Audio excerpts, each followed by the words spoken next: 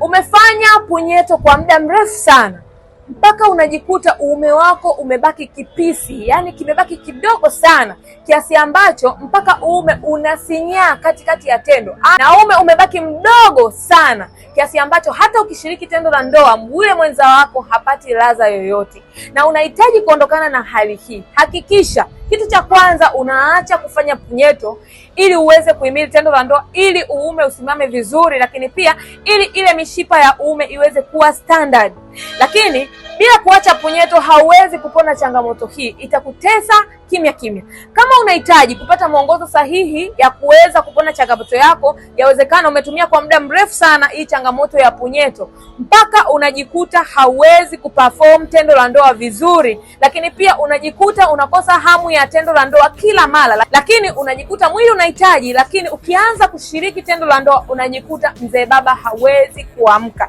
Sasa kama unahitaji kupata mwongozo sahihi na matibabu sahihi ya kuweza kurudisha uume wako uweze kurudi kwenye hali ya kawaida, niandikie kwenye comment au unaweza ukanitumia ujumbe WhatsApp program ili niweze kukupa suluhisho kabisa uweze kuondokana na changamoto hii.